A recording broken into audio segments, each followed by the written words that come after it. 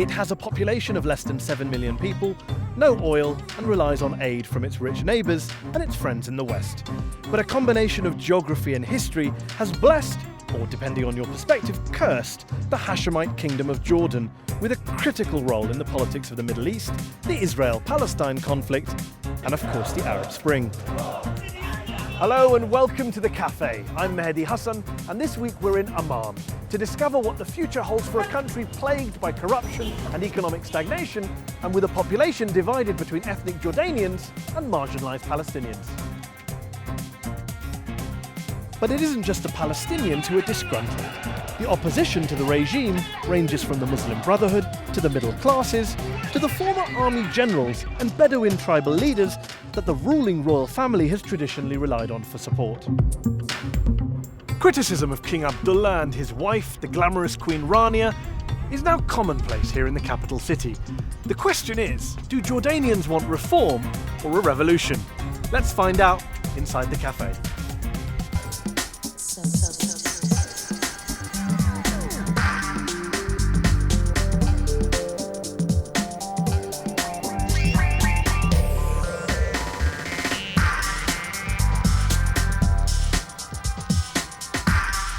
Joining us in the Café today are Mohammed Halaika, a former Deputy Prime Minister who served in 4 consecutive governments under King Abdullah and is credited with introducing economic and legal reforms. Dima Tahboob is a member of Jordan's Muslim Brotherhood and represents a new progressive trend within the organisation. She emphasises the Islamic identity of the Kingdom of Jordan. Jamal Tahat is the co-founder of the Public Assembly for Reform, an organisation that advocates a constitutional monarchy. He thinks the royal family has squandered the country's resources. Lina Shanak is a blogger. Her articles tackle the contentious issue of national identity, particularly the split between Jordanians of Palestinian descent and the Bedouin tribes. Nabil El-Sharif is a former Minister of Information and government spokesman. He also served as head of Jordan's Media Institute and is now an influential political columnist. And Khalid Jarrar is an Islamist blogger who believes that the ruling secular elite doesn't represent the majority of religious Jordanians. Thank you very much for joining me here in the Café. I want to kick off first with you, Mohammed. We're seeing protests, unrest across the Middle East. We have a king here in Jordan who's been on the throne 13 years. His father, King Hussein, was king for nearly 50 years. How much trouble is King Abdullah in, do you think? Well, I think despite the fact that we had demonstrations for more than 1 year now, I personally still believe that the throne and the Hashemite family is well established in Jordan. We disagree in a lot of things in Jordanian as Jordanians, but probably the one thing we agree is that the ruling family is there and all Jordanians are attached to this ruling families. Having said that, I think many of us also demand reform and deep reform rather than cosmetic reform. And the fact that not a single blood drop was shed during all these protests, and I think that's a good sign. Jamal, Mohammed says that all Jordanians or most Jordanians are still attached to the royal family. Do Jordanians in general still support the monarchy, in your view? I don't think the question in Jordan is about the continuity or discontinuity of the royal family. The question in Jordan about how the new rules of continuity. If the king accepts these new rules, I think he has the opportunity to continue. Everyone in the country who's really engaged in politics, he thinks that the power practice now in Jordan is not accepted anymore. More and more voices start asking for the regime change. New voices asking and Jamal, demanding. regime change means getting rid of the regime. Yes, this is it. Including now, the monarchy? Yes, including the monarchy. Now the question is, the people more and more, they feel that after 1 year or nearly 18 months of calling for democracy and demonstrating and shouting, we want these reforms to take place, and the king sort of ignoring the public demand, but after 18 months, people start losing their patience. Okay. Dima, do Jordanians want reforms or do they want a revolution? I think no. our calls for reform are below the regime. We agreed that the Hashemites have to be there, have to stay in power, but the reform has to be below them. So the problem is that I think what happened in Jordan, that the reform was cosmetic, was artificial, was superficial. I don't think we achieved anything. After 1 year, we are back at 0 point or even below. Nothing really happened. The West intervention was very bad for the people of Jordan because they sort of gave the green light to the king that what you did was okay and you needn't do any more reform. The thing is that Jordan is good at selling itself to the West. We go there or here and there and they come to us, stage managed visits here and there, and we are good at promoting ourselves. The Syrian problem also affected Jordan because the situation is not solved until now. So this has had a negative effect on Jordan. So they rested assured that nothing would happen in Jordan. The public demand is not that strong also. The people are not exerting enough pressure on the regime to take actual, reform and strong changes. Khalid, let me bring you in. The US NGO Freedom House ranks countries by their democratic credentials. And on their list, Jordan is ranked as not free. Is that a fair assessment? Depends really how you see it. In Jordan, there isn't a written line for where is the line of freedom. You cannot see exactly where is it. Is this something going to get you in trouble or not? We have international, let's say, opinion that has not been strong enough in demand of any kind of reform. I believe that the biggest problem is we do not have any internal will still. I think there isn't any real involvement from enough people. As a person, I'm not in the government, I'm not a journalist, I don't keep a close eye on what's happening. I'm a person living in Jordan, I have not seen a demonstration. And the government until now, the system until now, has been more or less ignoring them. Interesting. But sorry, the fact that we're here in a cafe in Amman, and Jamal is saying here, that you are telling us that unless the regime changes, it will be changed. And he said there are some voices calling for that. I think that's an indication of how free Jordan is. Is it true there's a law in this country that puts you behind bars if you criticize the king? Is that true? Not if you criticize the king. No. Which one? Not if you criticize the king. You can criticize the king, but if you cannot curse the king or say bad words about the king. Lena wants to come in. I think that you can't tell when it's right or when it's wrong to criticize the king. Some people criticize the king and they say very daring thoughts, I would say, and they were never prosecuted. On the other hand, there are some people who were actually behind the bars for criticizing the king, as is the case of the activists. Let me bring in Nabil. Let me bring in Nabil 1 second. You are a journalist. Yes. You're someone who sees this, you write about this. Free speech is a great element of democracy. How free is Jordan 18 months on from the Arab Spring in your view? Press freedom in Jordan is not unanimous. You would find some people on the websites, for instance, writing things that traditional journalists would not even dream of. Whereas people who have been trained in the old school are still reluctant. So in general, you are not going to be persecuted for something you write unless you write something against the laws. So press freedom really is improving. It's part of the debate now also. What I'm not sure of actually is that the palace, the king, is part of the debate. It is not part of the debate in Jordan. He's above the debate. He's above the debate. It's not part of the debate. Locate for me where the debate is. The debate is about reform. What?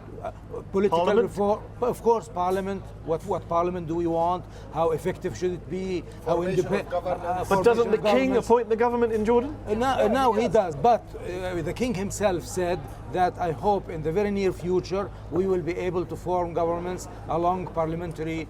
So elected prime ministers. Elected parliaments. Jamal. Yes. Mahdi, the recent constitutional changes, it enhanced the king's authority in the country, even over judiciary system, which is very strange in the 21st century that a king wants authority over the judiciary system. But the constitution says he's the head of the this is the changes. This is the He's saying change the constitution. No, I'm saying this has been always the case. No, it's not always the case. Okay, what we are asking for, the judiciary system and the judiciary power should be elected by judges, not nominated by the king and not appointed by the king. And this is the first rule. Nabil mentioned the governments and changing the powers of governments. You were once Deputy Prime Minister in government. My understanding is that in the last 18 months, there have been 4 different Prime Ministers. Under King Abdullah since 1999, there have been 10 Prime Ministers in 13 years.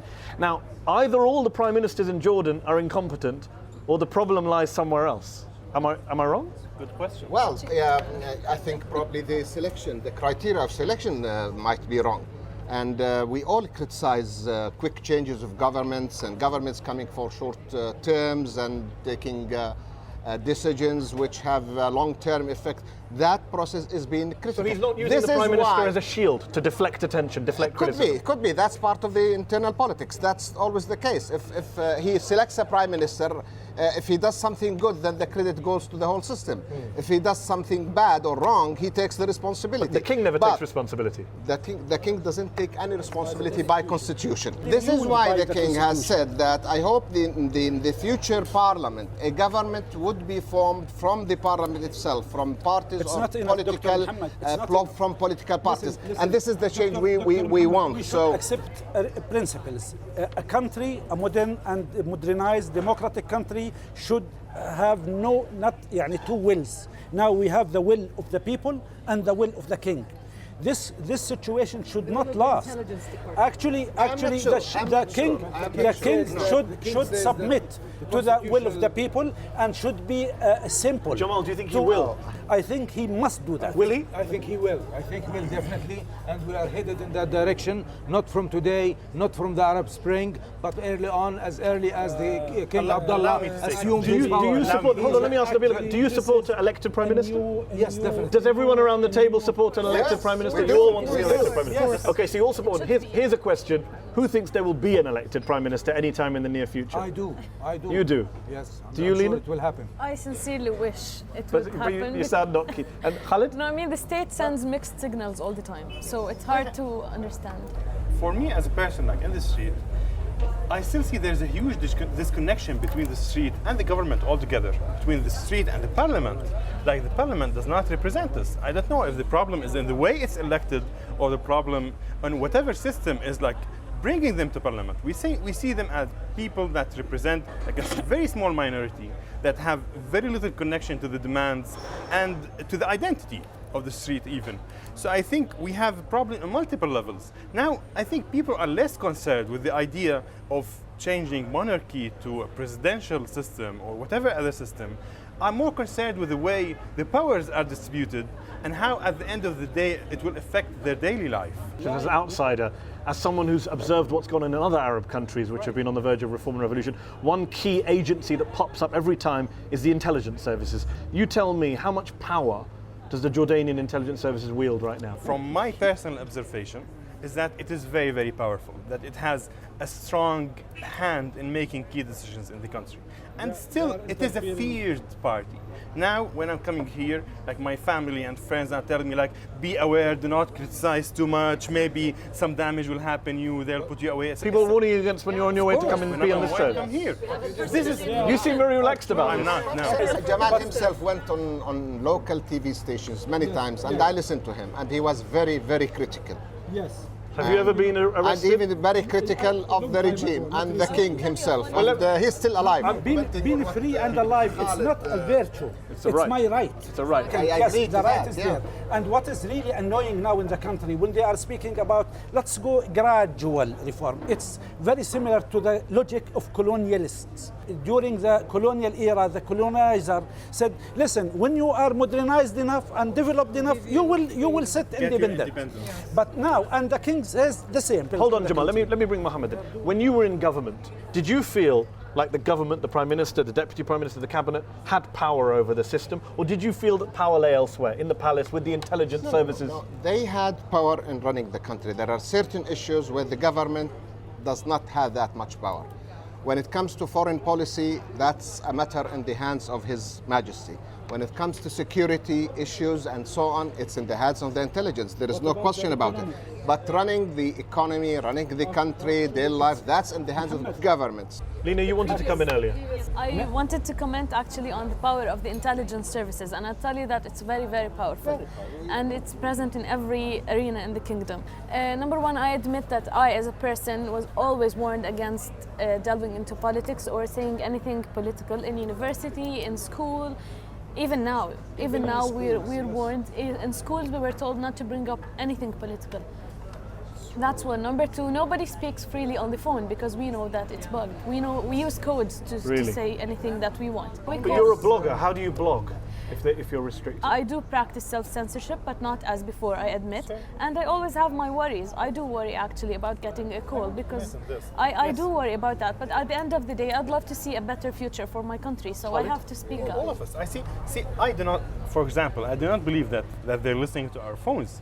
But I believe that there is a fear in the back of the head of each of us, thinking that we will do the wrong word one day and we will fall, you know? And we have this fear, whether we're blogging, whether we're journalists, whether we're in a public debate. You will be worried who's sitting on the next table. We have this in the back of our minds. This is limiting our freedom. How long can this continue? All dictators, they are ruling by the impact of fears.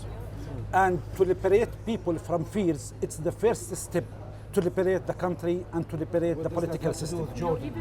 Actually, we need to What does liberate... that have to do with Jordan? Yes, because dictators. What does that You don't think King Abdullah is do a you dictator? think he's not a dictator? May I just back to the economic issue? I think he's being sarcastic. If you allow me just Well, make one your minute. point. You know, when the king interfered in the economic arenas, he interfered in land. He actually interfered in selling public lands to private sector. He interferes in privatizing public companies. He said it many times that he said it many times. He wants to bring food to everyone in the country on the table. It's not his job. He should admit that it's not his job. Do you think King Abdullah is a dictator?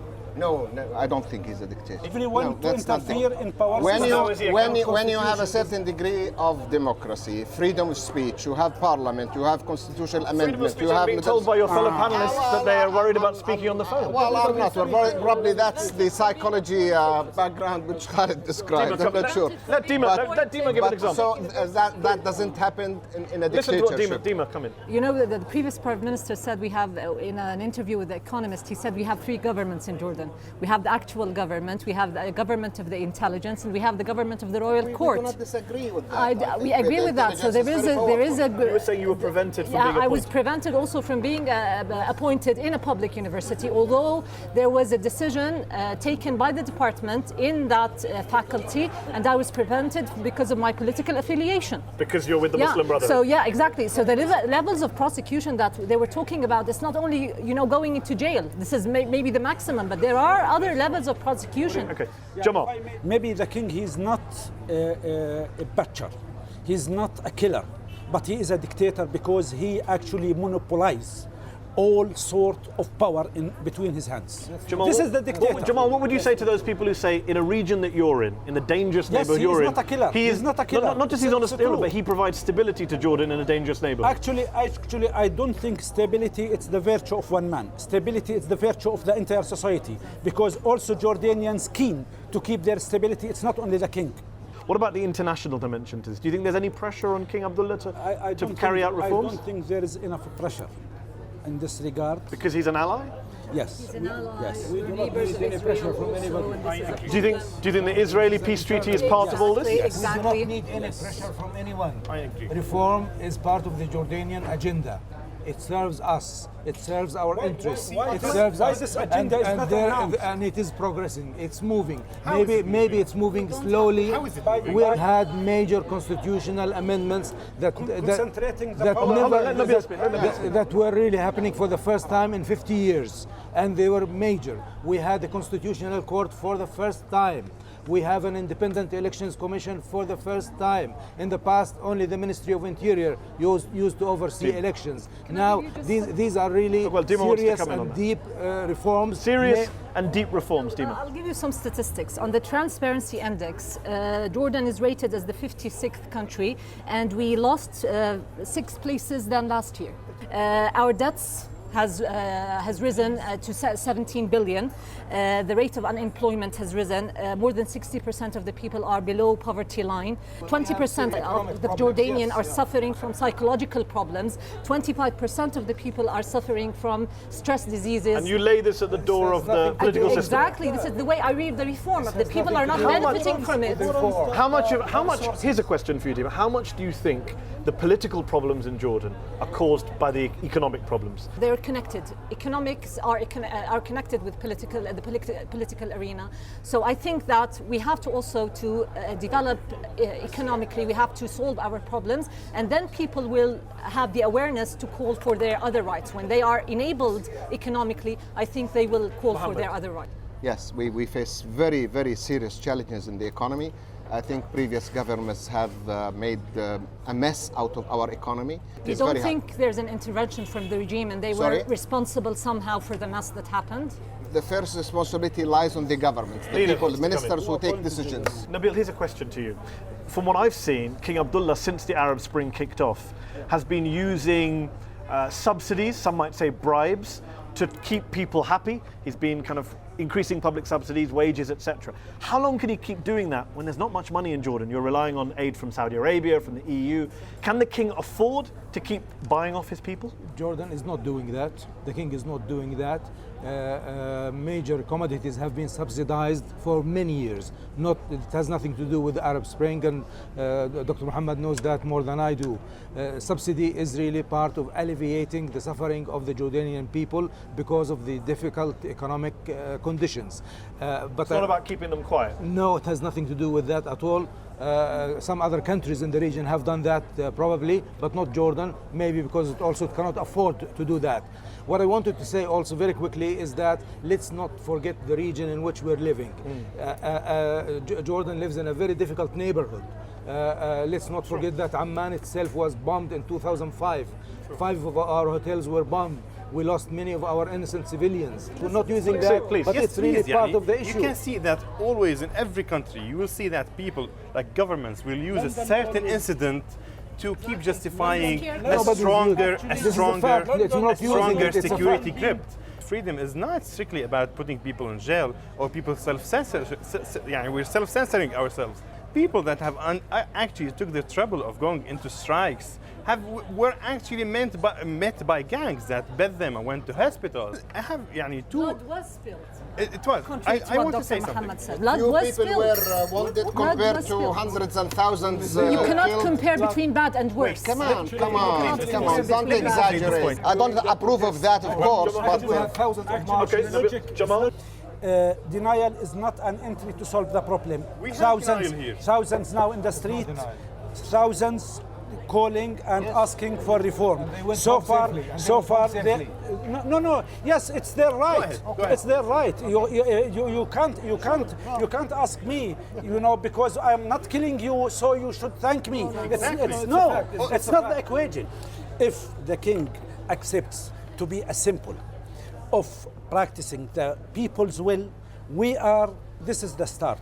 I.e., the king should recognize that there is people, and he is not the master of the people. He is not the owner of the country. He is a symbol of the people's will. This is the start. And on that very powerful note, I'm going to bring the discussion to a close for part 1. We will be back in part 2 to talk about what it means to be a Jordanian and to talk about the Muslim Brotherhood here in the kingdom.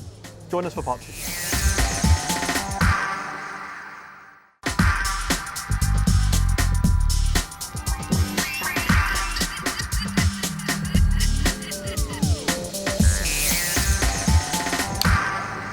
Welcome back to part 2 here on the Café. We're talking about Jordan and the future of Jordan here in Amman.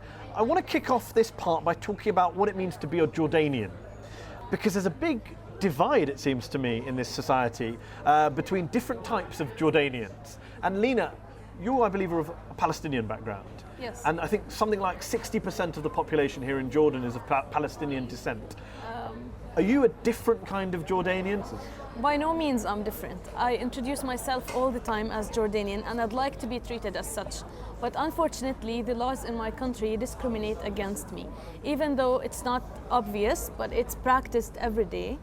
It's not just East Banker Palestinian, it's also tribes versus other tribes from the south, tribes from the north. It's not true that simplistic view of having a division between East Bankers and Palestinians. And the East Bankers, just to be clear, are the Jordanians who were here before the Palestinians arrived, before 1948? Yeah, before 1948. No, I believe that there were no boundaries before 1948. There were no we boundaries. all under the British mandate. Is there a divide, Mohammed, between so-called East Bank Jordanians and Palestinian Jordanians? I think what Lina mentioned about sub-identities is true. And I think there are certain agendas of dividing the Jordanians between East Bankers and Palestinians. And Whose agenda? there are different agendas in the region. Political parties, people from outside, when we have some crisis, we are in a turbulent region. But the fact is the following. I think Jordanians from Palestinian origin complain, and there is some truth in this complaint. They are not treated equally when it comes to government posts, to security, to army, to police. That's a fact. But a Jordanian from a Palestinian origin is a Jordanian by all means. He can practice his Jordanian life. Are you of East Bank No, descent or I Palestinian am descent? from a Palestinian origin. And have you felt discrimination that Lina talks about here in this society? Not personally properly, but I meet incidents. My kids at school, for example, sometimes have to produce certain papers where a Jordanian from East Bank does not have to produce that paper. When Even it though comes, their father was once the deputy prime minister? Yeah, there are I certain cannot laws. renew my passport because Yeah. my father was born in Hebron, Yeah, in Palestine, and yeah, I'm there are- Jordanian. But hold on, isn't the Queen of Jordan Palestinian? Yeah, exactly. So how is there discrimination against Palestinians if the Queen Well, is this is Palestinian? another issue we can't talk about because We she's can't the talk about queen. it. I thought this was a free country, we could talk about it. Nabil, you tell me, what's the deal between Palestinians and East Bankers? Is there a divide? Let me hear from Nabil and then we'll bring in There are Khalid. definitely some problems, some individual practices that probably violate the laws. Basically, we have to remember actually the fact that we are living in a difficult neighborhood, and the fact that this issue in particular in Jordan cannot be resolved unless the Palestinian issue itself is resolved. They are linked. So the issue of citizenship really is quite blurry. It's quite blurry in this case. We have, let's say, two levels of citizenship in Jordan. Those who enjoy full citizenship, like I think all of us, and including myself, I'm from Palestinian descent, but I have like full citizenship with what we call national number. Now, a number of Palestinians enjoy passport of 2 years only, not 5 years, and do not have this national number. And they have only have the rights that we enjoy. But sorry, Jamal, these were never Jordanians. These were not Jordanians. Yes. But now, But is it true that there are Let me tell you. Palestinians with Jordanian passports and citizenship, who have it taken away from them? Yeah, exactly. Yes, when we have that big step, political step of separating the West Bank from the Hashemite Kingdom of Jordan, after the Palestinian Authority, the PLO decided that PLO is responsible for the Palestinian issues. King Hussein took a decision in 1989 saying, okay, Palestinian PLO is responsible for the West Bank and the Palestinians. We had a problem at that, and that problem is still existing. Palestinians living in the West Bank. Khalid, come back it's in. a complicated issue. Okay, let Khalid finish his. But as full citizens, I'm from Palestinian descent. I've never faced myself a case where I thought that it was discriminated against me because I'm of Palestinian descent. But well, it happens, as you said. We've seen these cases happening, but there is no way to actually prove it. Okay, well, let Lina come back in and feel strongly. Yeah, I actually agree with him. There's nothing that you can prove that it happens. And this is why, for example, in the posts of the Ministry of Foreign Affairs, we have like the majority of East Bank origins. And I have no problem with that. I'm just telling you that there are certain cases where they employ Palestinians on on purpose just to prove that here there's no discrimination, when in fact there is discrimination. I have no problem with all of that. I have a problem. The minister himself is of a Palestinian origin. Yeah, that's fine, but he's been there for a while, and he's known for his. Let me bring. I'll come to you 1 second. Okay, Nabil, very briefly. So an East Banker, what would they say? They would say that the majority of Palestinian, Jordanian Palestinians are taking over the private sector. Right. The private sector. All the major corporations are. So there's a resentment. No, it's just another fact. Okay, Another fact. Can I tell you something? Because I don't have a problem with all of that. I have a problem with actually the statement or the stance that justifies the discrimination, saying that if I practice my political rights, it means I'm abandoning the right of return to Palestine, when it's never the case. That's one. Number two, there's this response that Palestinians are taking over the private sector, and this is how we're making the balance. But I believe this is not a balance. This is a flawed equation, because I can't keep on paying taxes and I don't have representation. I can't keep on. Without representation. Yeah, Let me bring in Jamal, who's been very quiet. Are you an East Banker? I'm trying to trace that. Okay, we have an East Banker at the table. Actually, I do not agree. Do you with that. consider Palestinians are taking over the economy? Is that No, it's not the issue. Okay, explain to me. I think labor division in the country, it's done by the regime. The regime who inserted firewalls between the sub-identities in the country, who really divided between Palestinians and Jordanians, East Jordanians and West Jordanians, is the regime for security purpose and to ease the manipulation of the society. This is exactly the situation. You don't think it's ordinary people on the street? It's all political. No. If you check the self-perception of the people, East Jordanians and West Jordanians, there is no differences. So actually. East Bankers don't consider Palestinians to be guests in Jordan. No, it's not the equation now. It's not the situation. Everyone admits and everyone sees and knows that there is a problem, but so far this problem, it's been reproduced for 30, 50 years, and the regime has done nothing to solve it. Let me ask a question to Dima. Dima, let me ask you a question. The Muslim Brotherhood, which you're associated with here in Jordan, draws a lot of support from the Palestinian part of the population.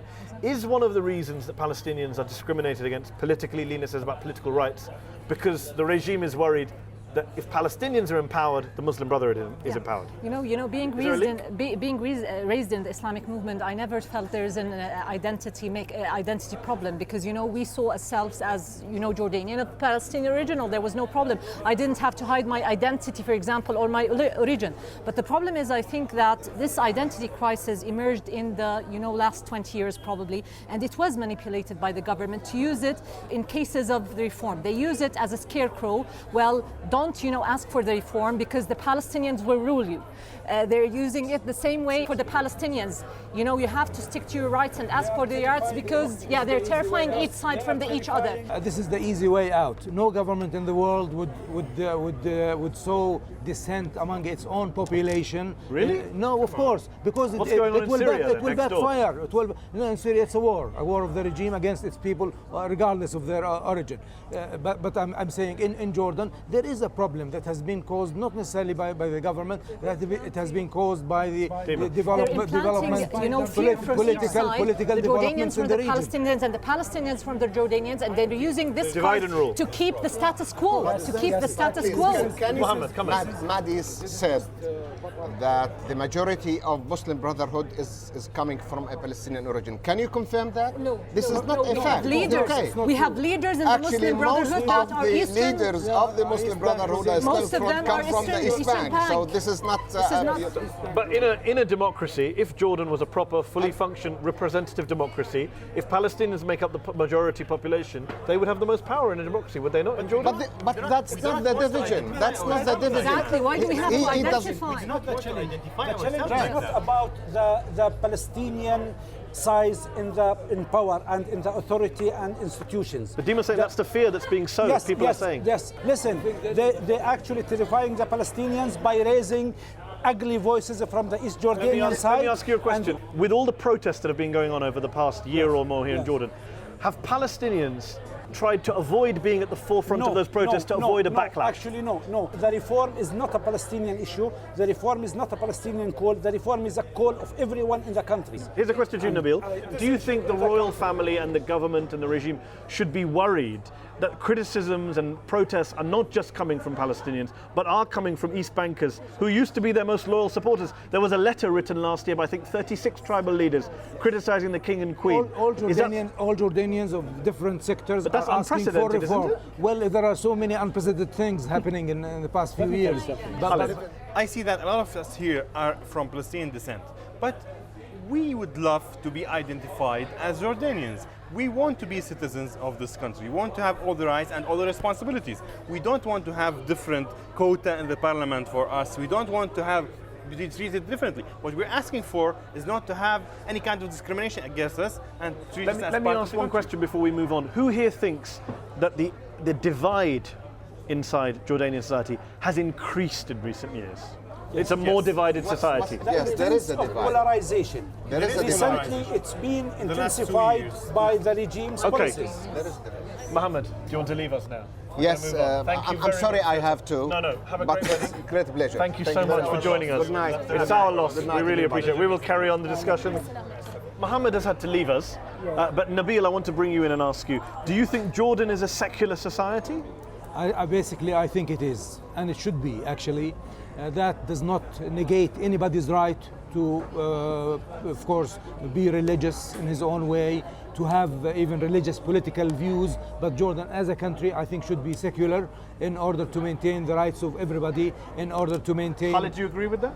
I actually think that Jordan is a largely religious population with enforced secular system and governance. Who is it? The government enforces secularism? Yes, I think that people by nature are very religious, by that if you go instinct. to any elections, people would give their votes in that direction. But I think that the government, the system, the government... but- Didn't the Muslim Brotherhood boycott one of the elections? Wait. Do you accept Muslim Brotherhood is the biggest political movement in Jordan? It is definitely, yes. But 2 points. It's not necessary that every Muslim, religious Muslim, will vote to the Muslim Brotherhood. Of course, we saw that in Egypt. This means that the votes that they got doesn't represent all the Islamic votes. They're much more. They're much more. Jamal. And also, not every Christian will not vote for the Muslim Brotherhood. I can't help but turn to you, Dima. You're with the Muslim Brotherhood. You're with the Islamic Action Front, which is the political wing of the Muslim Brotherhood in Jordan. Is there a divide between religious Jordanians who support, say, your movement, and secular Jordanians who don't want to see the Muslim Brotherhood come into power in Jordan? There is a divide, but this divide could be overcome because most of this divide is based on stereotypes that Of has you? been built by the Stereotypes media. of No, the the media. But the who are the media. stereotypes of? Of Islamists? Of Islamists, I guess, yes, against us, because all over the world, even in what happened in Egypt, the media is building these stereotypes and they're making people afraid from the Islamists, from their rule, from their coming into power. And this is what's happening similarly in Jordan. Well, I met with a person who was only asking about what will you do to tourism, because she's working in the field and it's about opportunities. What are we going to do there? But I think that what happened in other countries, and Jordan is no different, will also take place if reform takes place in Jordan. If the Islamists come, there is going to be assimilation and cooperation with other powers. And this is not only reassuring words, this is really what's going to happen because the Islamists themselves are revising their strategies and they're dealing with society. Hold on, Jamal. Let me ask Khalid a question here. You're someone who sympathizes with the Islamic movements. How can an Islamic movement try and come to power in a society like Jordan, which many say is secular, not religious? Amman is a secular city. What would you say to them? Well, I have Amman to is not all Jordan, by the way. That's true. Well, I'm a Muslim, but I'm not politically affiliated with the Muslim Brotherhood. But I think there are three options. I think the very majority of the population are religious people, but the very majority of them have some of the stereotypes that are instilled by the media that put some fears in their mind what will happen if Islam is ruled. But I do believe that there is a division clearly. Rephrase the question. What we are speaking about, not a divide between seculars and religious, it's everywhere. But we are speaking about polarization between secular and religious. Until now, the regime tries to create this polarization. But so far, we are speaking about actually enough wisdom within Muslim Brotherhood and within also other, civic movements in the country. Muslim Brotherhood leaders and highly respected leaders, they actually announced clearly that they do accept the concept of civic state and civic law, which is very, very So clear. you're not worried that if the reforms that you call for, the democratic reforms, if they're implemented, you're not worried that it won't be your supporters or your movements that are elected, it'll be hers? I'm not Islamist. I'm not That's what I'm Islamist. asking. Actually, I'm not Islamist. And we raised a few years ago, when we started the constitutional monarchy movement with the Islamists and with Muslim Brotherhood, we raised 4 points. First one, it's the guarantee of the continuity of democracy in the country. Who really refused to contribute and to participate was the regime, not the Muslim Brotherhood. What we are speaking about, the continuity, guarantees for the continuity of democracy, guarantees to respect individual rights, guarantees that you will not impose religious and sacred text as a source and as a reference of political practice. And actually these are... You believe you have those guarantees? Actually, most of the leaders of the Muslim Brotherhood, they do accept this. Nabil, let me ask you this. Should secular Jordanians be worried that if democracy comes to Jordan, as we talked about in part 1, it will lead to the empowerment of the Muslim Brotherhood, as happened in Egypt? If we believe in democracy, we should not worry about the outcome of the democratic process. Yes. We should not. I just want to point out actually that we are making the argument that the regime is causing divisions among Islamists and seculars. This is not true. We made the same argument a little while ago that the regime is making distinction between Palestinians and Jordanians. I think this argument really is not realistic. Lina, what do you think about the possible rise to power in a democratic Jordan of a Muslim Brotherhood government? I have no problem with that. I absolutely have no problem with that. And actually, I'm quite disappointed by some of the voices who are making us afraid of this move, because if democracy is applied, there should be no problem. That's number one. Number two, in the debates, like some people come and ask about allowing swimsuits and banning swimsuits. I'm fine with like individual liberties, that's fine, but that's not the priority in Jordan. We have like villages that do not receive water and proper services. We have people living like out of history, so that's not the priority. Swimsuits is not the priority. 90% of population are Muslims, for example. So if those 90% of population choose that their belief, that is by constitution in Jordan, Islam is the religion of the country. So if this constitutional right, and we have 90% of the population that have the wish to have Islam be the constitution of the country, why is it that you think that should not be implemented? The criticism of the government, of society, of the handling of the economy is coming at the king and the government from all sides. How worried should King Abdullah be? He should not be worried because he is a symbol of stability for the country, but that does not mean he should not do anything. He should move on with his agenda of reform, and I think he's been doing a good job until now, since the beginning. Where do we see the reform? Let me just finish my sentence. Well, they want to raise the prices. There is no unanimity on what we need to do when we say reform. Do you think the issue here is not just the nature of the reform, but it's the nature of the leadership? These debates weren't had under King Hussein, seemed to be a much more popular leader than King Abdullah. That's not true at all. People here in Jordan mock him for his Arabic. His Arabic is poor, I hear. No, his Arabic is really good. Is this king as charismatic as his predecessor? This king, he loses the 4 pillars of legitimacy. He lost the historical legitimacy. He lost the charismatic legitimacy. He lost also, which is very important, the functioning legitimacy as a functioning leader of the country. And now I'll explain this. Recently, because of the corruption and because of the fixing the election, he lost also the institutional legitimacy. Is it just an issue of the king? From an outside perspective, I live in the West. Actually, in the West, let me just finish this point. In the West, Queen Rania is very, very popular. I come to Jordan and I'm told she's not popular here. People are calling her the Marie Antoinette of Jordan. How big a problem is that for the royal family? There's a generation that has been raised that she's Palestinian and she doesn't have the right to be a queen. So it's unfair criticism. They're picking on her because of a Palestinian background. This is part of it. This is part of it. Her origin is part of it. Yeah. Not because she's out of touch or the royal family looks out of touch. Yeah, this is another reason. No, this is another reason. So why was she called? Why did the people? Why did the people tribal leaders write a letter calling her Marie Antoinette? Her family was associated to some of the corruption files. One person or 36 tribal leaders. So what? So what? At the same So at what? the So same what? at the same Everyone at the is so same what? time. This is the concept At of the same- not respecting your people. You're not respecting the people. I can give you 100 tribal leaders who would say the opposite. So you're not bothered by the criticisms that we're reading about and hearing about in Quite Jordan? healthy. Criticism is quite healthy and it's quite good. But this after all, The regime and such people are living in their own comfort zone. Everything is all right with You're in them. denial. I would Yeah, say you the same are in about- She says you're out of denial. touch. You say she's out of touch. The problem is when I look across the region, we are both out of touch. no, it looks like you're more out of touch. Given the tidal wave of what's going on in the Middle East, yes. aren't you in denial about what's heading the way of Jordan? No, we're not in denial. We are doing something about it, and we did something about it even before it started. So you think the royal family today is as popular as it was under King Hussein? That's right. Same. Even No more. difference. I would say even Oh, more. more popular Even today. more popular. Jamal? Yes. More popular? it's not true. Neglecting people's opinion, not respecting people's voices, and denying that there is anger between people, and speaking about reform that intensify the power between the king's hands. Okay, prediction time. Will King Abdullah A, still be in power in a year or two's time? And if he's in power, will he be in power with the same level of power as he has now?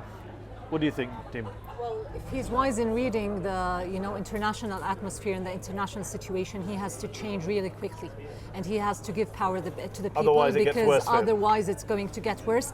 And the thing is that it's not only the Palestinians or Jordanian of Palestinian origins who are moving; it's also the tribes. And Khaled, do they you agree? are Do you they are agree the with safe Dima? A year side for from the now? kingdom's supporters. So when they move, it means that something is going really to change.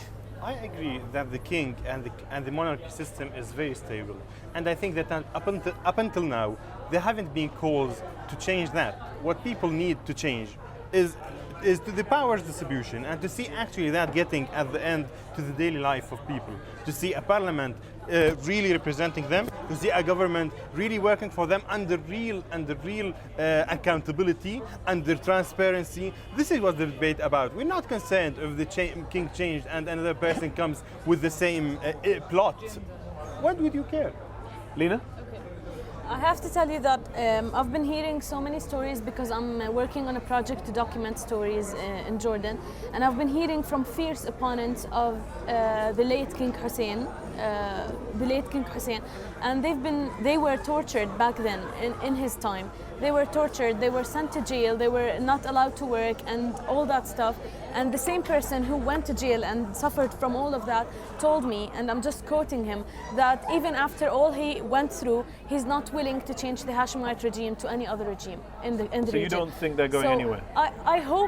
I hope that they're not going anywhere, but I also agree with Dima. He has to be wise, and I hope to become a constitutional monarchy. I hope to become a state that has its own strategy and vision, and not just day-to-day survival. Nabil? The king is a sign of stability for the country, and I think he will continue to be like that.